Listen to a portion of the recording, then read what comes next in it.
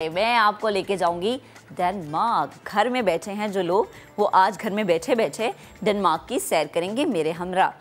ख्वाबों की वो सरजमीन है जहां के लोग अपनी ईमानदारी और खुश मिजाजी की वजह से पहचाने जाते हैं। डेनिश हुकूमत ने अपने मुल्क अवाम की खुशहाली और मुस्तकबिल के चैलेंजेस से निपटने के लिए ऐसे मंसूबे शुरू किए जिसका फ़ायदा डेनमार्क एक ऐसे वक्त में उठा रहा है जब दीगर ममालिक तवानाई और माहौलियाती आलूगी के चैलेंजेस की वजह से मुश्किलात का शिकार हो गई हैं।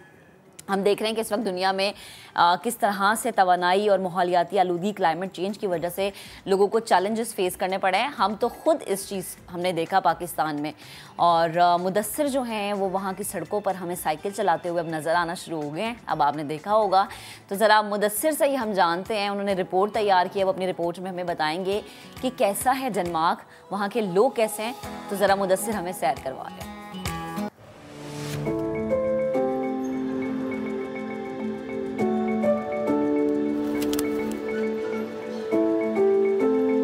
डेनमार्क का शुमार इन खुशहाल तरीन ममालिक में होता है जिसके मिलनसार लोग अपनी ईमानदारी, खुशमिजाजी और माहौल दोस्त तबीयत की वजह से दुनिया भर में पहचाने जाते हैं।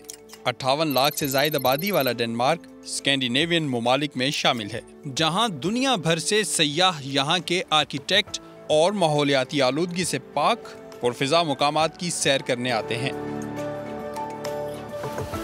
कहते हैं खुदा भी उनकी मदद करता है जो अपनी मदद आप करते हैं। बिल्कुल, डेनमार्क में हर चेहरा मुस्कुराता है और यहाँ हर घर में खुशहाली बसती है। चंद दिनों में इस शहर का जादू मेरे सर पर चढ़कर बोल रहा है। ये जादू का मंत्र क्या है, आइए आपको बताते हैं।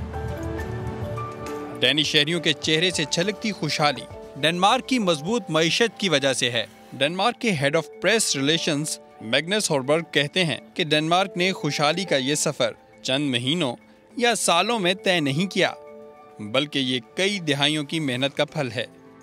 डेनमार्क में तब्दीली की शुरुआत 1970 की इब्तिदा में हुई।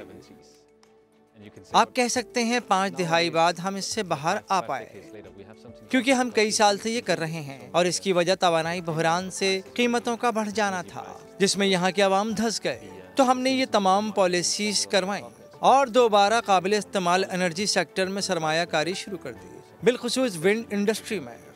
डेनमार्क के 60% रकबे पर ज़राई अजनास काश्त की जाती हैं, जबकि सयाहत का शोबा डेनमार्क को सालाना 125 अरब डॉलर तक कमा कर देता है। टूरिज्म इंडस्ट्री के फ़रोग़ की बड़ी वजह डेनमार्क के माहौलियाती आलूदगी से पाक सयाहती मुकामात हैं।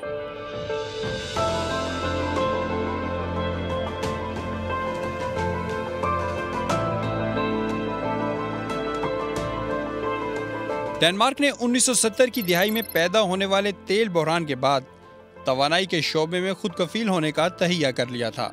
इसके लिए नॉन रीन्यूएबल से रीन्यूएबल एनर्जी की तरफ जाने का फैसला किया गया। डेनमार्क ने अपनी पहली विंड टरबाइन 1973 में लगाई थी, जिसकी औसतन पैदावार 900 किलोवाट थी, जबकि डेनमार्क सूरज, हवा और पानी से तवानाई हासिल करके कार्बन डाइऑक्साइड के इखराज में कमी लाने के मंसूबों पर तेजी से काम कर रहा है।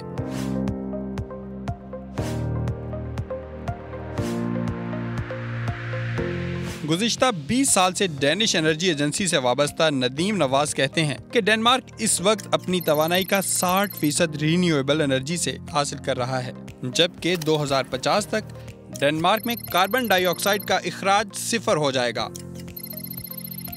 इसमें तकरीबन 2030 में जो हमारी जो है बिजली है, यानी इलेक्ट्रिसिटी जो है, वो 100% रिन्यूएबल हो जाएगी। इस वक्त तकरीबन 50% है, तो 8 साल में 100% हो जाएगी।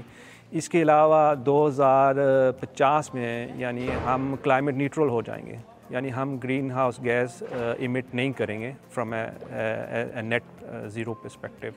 इसका ये मतलब है कि हमारी जो ट्रांसपोर्ट है, हमारी जो एग्रीकल्चर है, हमारा जो एनर्जी सेक्टर्स हैं, बिल्डिंग सेक्टर्स हैं, वो सारे कार्बन न्यूट्रल होंगे from A net perspective. Zero carbon dioxide के इस मिशन में डेनमार्क के शहरी अपनी हुकूमत के शाना बशाना खड़े हैं। यही वजह है कि दुनिया में सबसे ज़्यादा साइकिल पर सफ़र डेनमार्क में किया जाता है, और इसी निस्बत से कोपेनहेगन साइकिलों का शहर कहलाता है।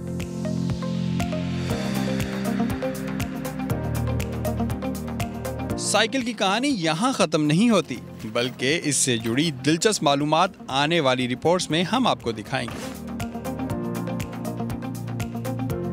सेहतमंद रहने के लिए डेनमार्क के शहरी बाकायदगी से वर्जिश और केमिकल से पाक ताज़ा और ऑर्गेनिक ग़िज़ाओं का इस्तेमाल करते हैं। माहौल को तरोताज़ा रखने के लिए मुल्क भर में दरख्तों और पौधों की बहुतात है, जिनकी आबशारी बारिश के पानी से जादुई तरीके से की जाती है। डेनमार्क में पानी की एक बूंद को भी ज़ाया नहीं किया जाता, क्योंकि यहाँ बेहतरीन निज़ाम है सीवरेज का। पाकिस्तान में तो आपने देखा होगा बारिशें होती हैं और पानी किस कदर ज़ाया होता है, हम उसे स्टोर नहीं कर पाते।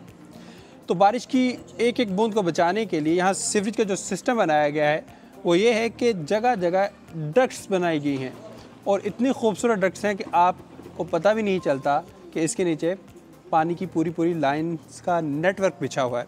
आप ये देख सकते हैं कि एक होल है, इस होल में पानी जमा होता है और ये पानी सीधा दरख्तों के साथ जाके कनेक्ट होता है।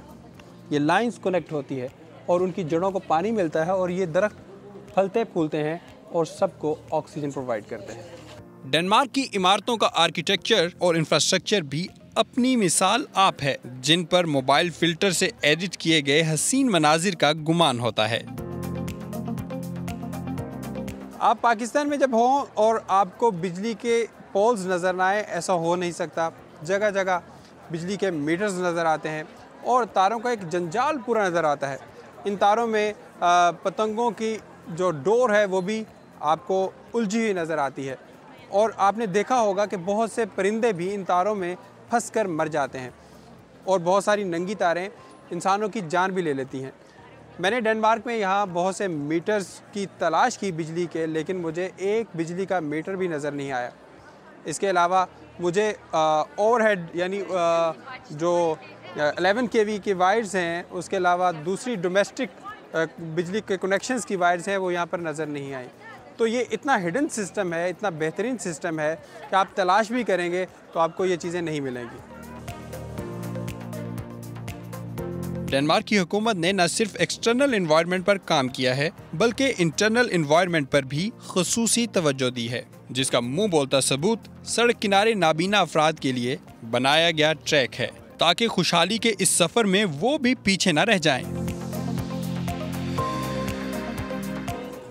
मैं जब डेनमार्क में आया तो एक चीज़ का इंकशाफ हुआ। ये जिसे मैं स्पीड ब्रेकर समझता था, ये स्पीड ब्रेकर्स नहीं है। पाकिस्तान में जैसे स्पीड ब्रेकर होते हैं और गाड़ियों के टायर बर्बाद कर देते हैं, कि एक पूरा नेटवर्क बिछाया गया है पूरे डेनमार्क में नाबीना अफराद के लिए। नाबीना अफराद इसको फॉलो करते हैं और अपनी मंजिल पर पहुंचते हैं। तो इस फैसिलिटी के लिए डेनमार्क ने करोड़ों रुपए इन्वेस्ट कर दिए हैं, जबकि मैंने जिस दिन से मैं आया हूँ यहाँ पर, मैंने यहाँ पर नाबीना अफराद को नहीं देखा, लेकिन फिर भी इस शहर में नाबीना अफराद के लिए ये सहूलत मौजूद है। डेनमार्क को बतौर एक फलाही रियासत पेश किया जा सकता है, जिसके शहरियों का शुमार दुनिया में सबसे ज्यादा टैक्स देने वालों में होता है। डैनिश शहरी अपनी आमदनी पर तकरीबन 40% से ज्यादा टैक्स अदा करते हैं, जिसके बदले में हुकूमत अपने शहरियों को साफ माहौल, सेहत, तालीम, तवानाई और सिक्योरिटी समेत मुख्तलिफ सहूलतें फराहम करने की जिम्मेदारी लेती है। जी हाँ, इस वक्त पाकिस्तान की आवाम को हर अच्छे मकसद के लिए यकजा होने की ज़रूरत है और तरक्की याफ्ता अक़वाम से सीखने की भी ज़रूरत है। मुदस्सिर नज़ीर, समा, कोपेनहेगन।